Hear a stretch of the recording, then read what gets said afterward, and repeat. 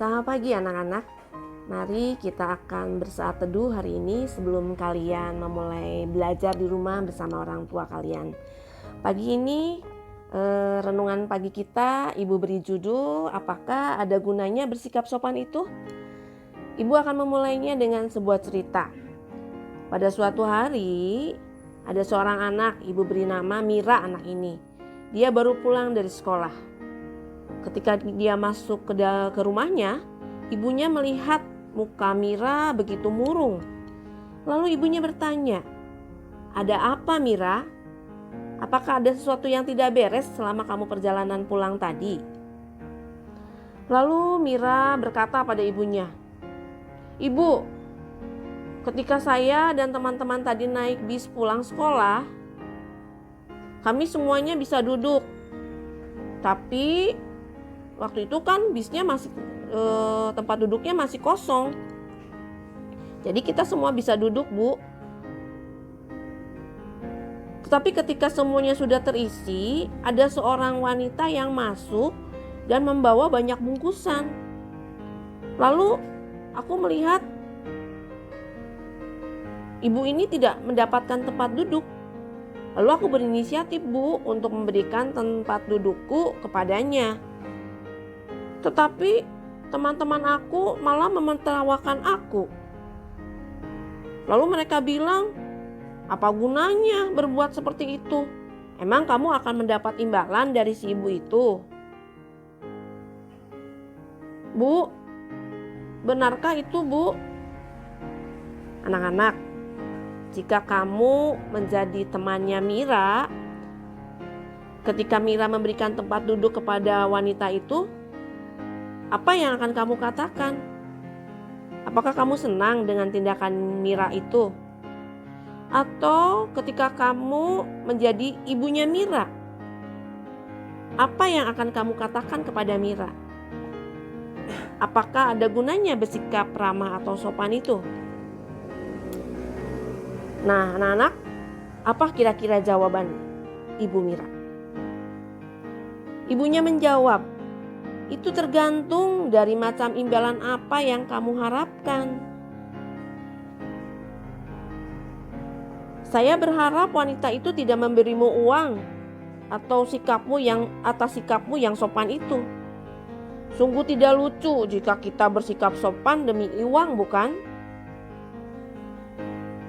Lalu Mira menganggukkan kepalanya sebagai tanda setuju. Mira memang tidak ingin dibayar dengan sikapnya yang sopan memberikan tempat duduk kepada wanita itu. Lalu ibunya bertanya, "Kalau begitu, upah lain apa yang kita inginkan jika kita bersikap sopan kepada seseorang?" Lalu Mira menjawab, "Wanita itu mengucapkan terima kasih loh, Bu, ketika aku memberikan tempat duduk. Ia berterima kasih atas sikap aku yang sopan kepadanya. Bahkan ia tersenyum kepadaku beberapa kali selama dalam perjalanan pulang tadi, Bu." Lalu ibunya bertanya kembali, "Apakah kamu lebih senang mendapatkan ucapan terima kasih dan senyuman daripada mendapatkan sejumlah uang?" "Oh iya, Bu, tentu saja. Sepanjang perjalanan pulang tadi saya merasa sangat bahagia. Saya merasa sangat senang." "Itulah upah lain yang akan kamu dapatkan," kata ibunya. "Kejadian itu membuat kamu senang menurut kamu. Apakah hal ini juga membuat senang orang lain?" Lalu Mira menjawab, "Saya pikir Tuhan Yesus juga merasa senang, Bu."